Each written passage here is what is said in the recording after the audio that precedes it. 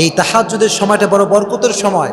কেউ যদি পড়াশোনা করতে চায় সেজন্য এই সময় উঠে যায়। পড়াশোনায় বরকত দিবে একজন, তিনি কে? এজন্য তাহাজ্জুদ পড়তে হলে প্রথম যে কন্ডিশন সেটা হচ্ছে ফরজের যে বিধান এটা আদায় করতে হবে। কেউ যদি ফরজ নামাজ ঠিক মতো আদায় করতে না পারে সে তাহাজ্জুদ পড়ার তৌফিক কখনো পাবে। এজন্য 3 নাম্বার যে ওয়ে সেটা হচ্ছে এই যে তাহাজ্জুদের সময় আল্লাহর কাছে চাইবেন যে আল্লাহ আই ওয়ান্ট হ্যাপি। আসসালামু আলাইকুম ইসলাম দরদি ভাই ও বোনেরা, আজকে আসিফ হুজুরের মুখ থেকে আমরা কিছু মূল্যবান বায়ান শুনবো এবং সেই সমস্ত বায়ানগুলোকে আমরা চেষ্টা করব আমল করা। তো যাই হোক, আজকে আসিফ হুজুর এমন একজন হুজুর, সত্যি তার যে বয়ান রয়েছে সেই বয়ানগুলো সত্যি খুব সামাজিক এবং যুক্তিসঙ্গত। সেই সমস্ত বায়ানকে কিন্তু আমরা শুনবো এবং সেই সমস্ত বায়ানকে আমরা আমাদের সামাজিক জীবনে বাস্তবায়ন করার চেষ্টা করবো ইনশাল্লাহ। তো চলুন আর বেশি দেরি করব না, আমরা সরাসরি আসিফ হুজুরের মুখ থেকে শুনে নেব কিছু বায়ান এবং সেই বায়ানকে আমরা আমল করার চেষ্টা করব ইনশাল্লাহ। যখনই আপনার জীবনে খুব দুঃখ কষ্ট, জিকির করতে হবে একজনের, তিনি কে? এজন্য আল্লাহ বললেন টাকা দিয়ে সুখ অর্জন করা যাবে না, সুন্দরী নারী দিয়ে সুখ অর্জন করা যাবে না, জিকির করতে হবে একজনের, তিনি কে? আবার আল্লাহর হাবিব বললেন তুমি যদি তোমার জীবনে সুখী হতে চাও, যদি তুমি তোমার জীবনে সুখ অর্জন করতে চাও, সুখে দুঃখে ডাকতে হবে একজনকে, তিনি কে? আব্দুল্লাহ ইবনে আব্বাস রাদিয়াল্লাহু তাআলা আনহু বলেছেন যে কেউ যদি তার লাইফে সুখী হতে চায় সে যেন তার দুঃখের সময় আল্লাহকে স্মরণ রাখে, সুখের সময় আল্লাহকে স্মরণ রাখে। কারণ সুখে দুঃখে আমাদেরকে সব সময় আমাদেরকে অবস্থায় নিপতিত করে একজন, তিনি কে? এজন্য সুখেও আমরা আল্লাহকে স্মরণ রাখবো, দুঃখেও আমরা আল্লাহকে স্মরণ রাখবো।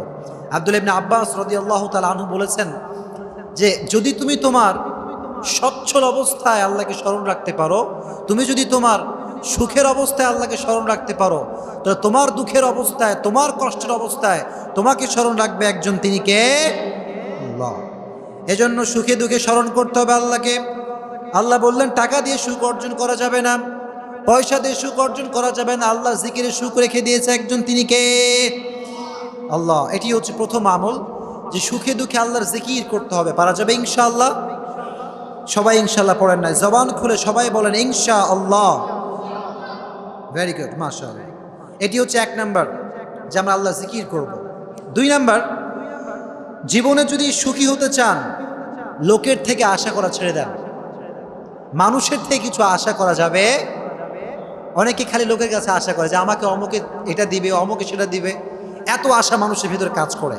কিন্তু যে ব্যক্তি মানুষের থেকে কিছু আশা করে সে জীবনে কখনো সুখী হতে পারে। কারণ পৃথিবীর কেউ কিছু দিতে পারে না, দিতে পারে একজন, তিনি কে? আল্লাহ। এজন্য সুখী যদি হতে চান লাইফের, এই যে মানুষের থেকে চাওয়ার যে মনোমানসিকতা, যে মানুষ দিবে, অমুকে দিবে, তমুকে দিবে, এই সমস্ত মনোমাইন্ড ভেতরে বিলং করা যাবে।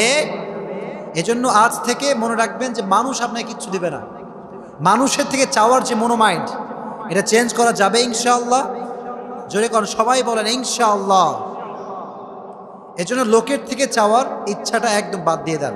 লোকে আমার কিছু দিবে না, আমার বিপদে কেউ আমার কাজে আসবে না, আমার কষ্টে কেউ আমার কাজে আসবে না, এই অ্যাটিটিউড ভিতরে রাখবেন যে মানুষের কাছে আমি কখনো কিছু চেতে পারি না। এটা হচ্ছে 2 নাম্বার টিপস।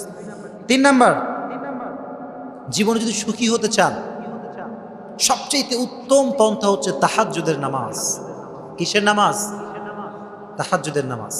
আমরা তো আসলে ফরজটাই ঠিক মতো পড়ি না, তাহাজ্জুদ তো বহুত দূর কি বাত। কিন্তু আল্লাহ বলছেন তোমার লাইফে যদি খুব বেশি চাওয়া পাওয়া থাকে, তোমার কোনো একটা ড্রিম যদি থাকে, তাহাজ্জুদের সময় ডাকলে শুনবে একজন, তিনি কে?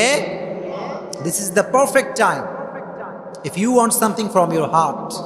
মন থেকে যদি কিছু চান, তাহাজ্জুদের সময় শেষ রাত্রিতে ফজরের পূর্বে উঠা যাবে ইনশাআল্লাহ। জোরে কোন ইনশাআল্লাহ। তাহাজ্জুদের সময় উঠে আপনার যত কষ্ট আছে, যত আকাঙ্ক্ষা আছে রবের কাছে বলা যাবে ইনশাআল্লাহ। এই তাহাজ্জুদের সময়টা বড় বরকতের সময়।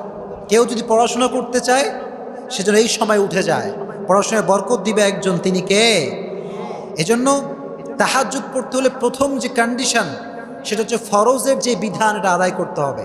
কেউ যদি ফরজ নামাজ ঠিক মতো আদায় করতে না পারে সে তাহাজ্জুদ পড়ার তৌফিক কখনো পাবে।